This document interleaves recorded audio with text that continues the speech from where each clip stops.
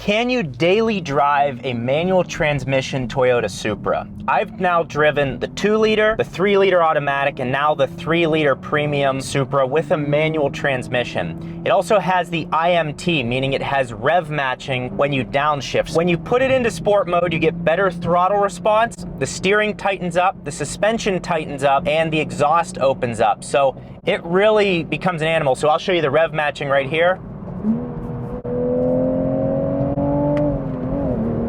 This thing just goes. I mean, from the factory, it looks incredible. The wheels are beautiful. We know it drives well. The steering is like precision. I mean, it looks unlike anything else. The LEDs coming at you up the road look great. And then this manual transmission is excellent. Now, it is a BMW transmission, it is a BMW engine, but that's a good thing, because if you've driven any Toyotas lately, like I just drove the Morizo Edition GR Corolla, which I loved. No rear seats. I mean, we could talk about that. That's in a separate video. The problem with it is the technology takes away from the car a little bit. It makes it like cheap. Whereas if it didn't have the junky screen and all that stuff, or if it had this screen, it would be a lot better off. So I am happy that BMW helped Toyota, and Toyota tuned this transmission. It feels excellent. And we know this is good on the track. We know this is fun in the canyons. It sounds good. But you're mainly going to be driving this on the street. You're going to be in traffic. You're going to be going to your job. You're going to show up to your job in the Supra, and your boss is going to go, "Oh, maybe I'm paying you too much." He's going to make that stupid joke. So I wanted to do my testing around how is it comfortable? Can you live with this? Could you drive this to work every day? And I'm going to talk about the manual versus the automatic, since I've driven both. We'll also talk about the 4-cylinder as well. I've driven all available options. So now I have the full perspective of how this is.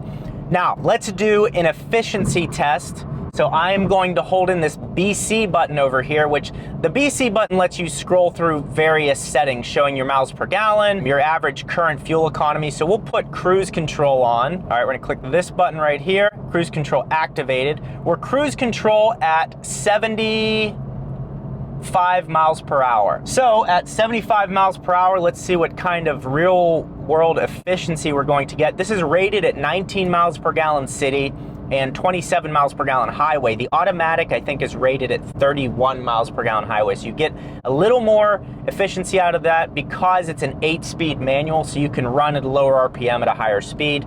I found that to be incredibly efficient. Obviously, the 4-cylinder is efficient at 255 horsepower. This at 382 horsepower should also be very efficient. It's also pretty aerodynamic. We're going 75 miles per hour, and we're kind of going up and down, and we're getting between 22 and 30 miles per gallon. So it will be an efficient car for you. You can get well over 300 miles of range out of this thing, but range shouldn't be an issue just because you're going to be driving to work. So comfort. These seats, while they are sporty, are very comfortable. They're not that heavily bolstered, and I'm happy about that. So the infotainment system is nice. I wish that the screen kind of tilted toward me a little bit. It's kind of like stuck on there as opposed to sitting in more, which on BMWs they sit in more, and that looks and tilts toward you. That looks a little bit better. Minor complaint, it's just you know, the tilt, you're like kind of going like this to look at the screen. Down here you have automatic start stop, so if you have to sit in traffic, you can save some fuel with the automatic start stop. You do have sport mode, which can be configured. You have these parking sensors here, traction control off, and then your safety alert system, so you can have, it comes up right here. Custom, all on, you can customize your settings, and you have this little wheel. So if we go to customize settings, you can do front collision warning, lane departure warning, which is currently off, steering intervention. If you're departing from your lane, it'll correct itself, and blind spot monitor. And you can have the different settings for all 4 of those, which is really nice. You're also going to love this button here, this dial. So I used to own an M2. I loved this dial. It's just really nice to use, to be able to just twist it, and it's accurate. You can even draw letters out when you're typing into the navigation, so that's all good. This is a nice dial. You're really going to enjoy it. You also have the carbon fiber here. Again, this is a luxury vehicle, and when you look at the cost of a BMW M3, BMW M2 is close. I will say M2 is close and it has more trunk space, so M2 and this would be a really good comparison.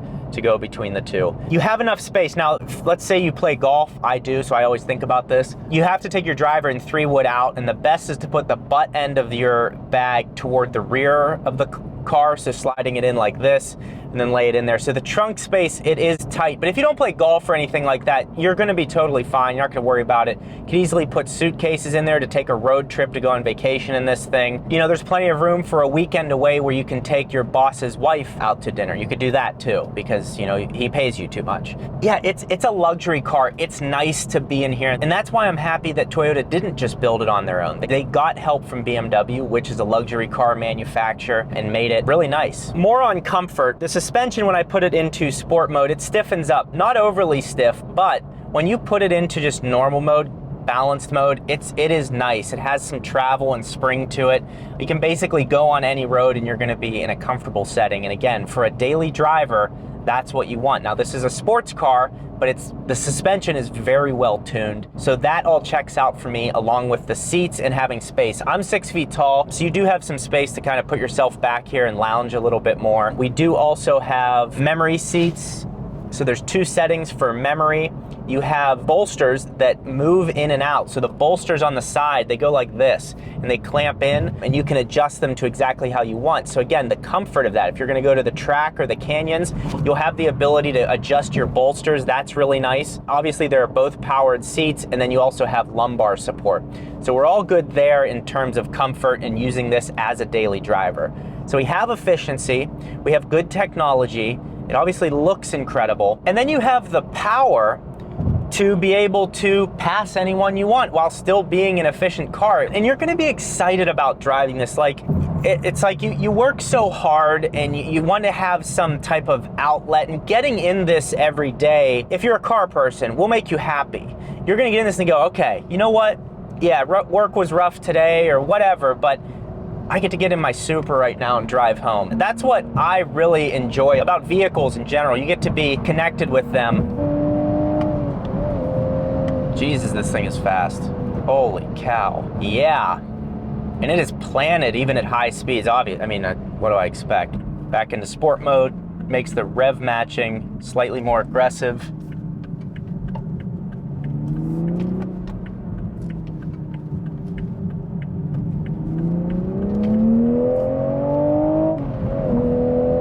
It's so quick.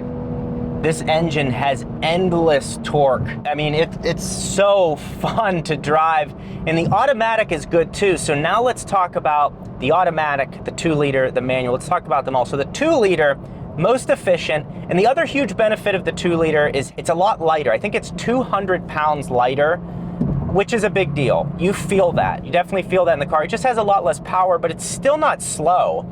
0 to 60 coming in high 4s, low 5s. It's quick. It's about as quick as an STI, like in the real world, without absolutely dumping the clutch and being a professional driver. So it's still quick and highly efficient. What I love about the automatic transmission is the fact that you have these farts and pops that the automatic 8-speed, the ZF 8-speed can create. So I enjoy that aspect of it. You lose that when you get the manual transmission. It doesn't have the same farts and exhaust sounds that the automatic has. And again, the automatic would be better in traffic as well, because you just get to sit there and relax, and it's slightly more efficient. Surprisingly, I may choose the automatic. I can't believe I'm saying that. I just know when I had it as a press car, I really enjoyed the ability to just sit there and let the car do it. It didn't, for some, like the GR Corolla, you want that to be a manual transmission because you want to be constantly shifting and engaged in that vehicle. This, you can go either way. The manual is incredible. I don't want you to think that the manual isn't good. This feels incredible. This is one of the best manual transmissions I've ever driven. They're all very good at this point. It's like, you know, how can you really complain? It just has a luxury feel to it. You know pretty much what gear you're going to be in. It feels really luxurious. It feels well put together. The car is tight. It's put together in Austria. Everything in here is just well done. It comes in good colors.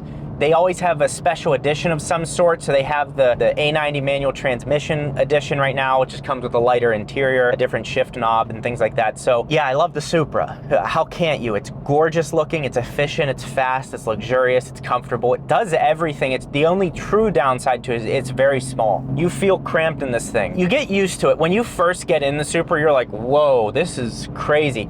then you drive it a bunch of times and you kind of know what you're getting into.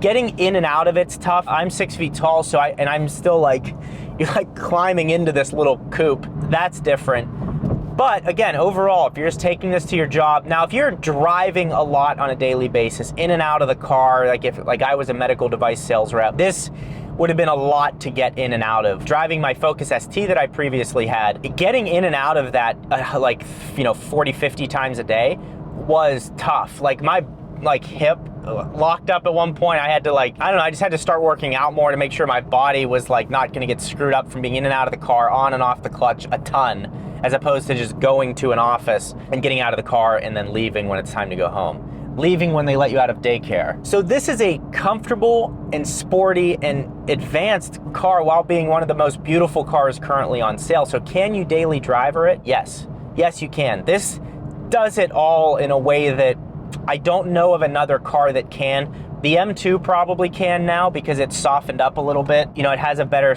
more adaptable suspension, a little bit more comfort, and it also has a bigger trunk.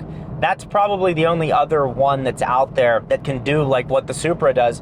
But the Supra has a name to it that the M2 doesn't yet. The Supra has a legacy to it. Everyone knows what a Supra is, and this is a great successor to what the original one was.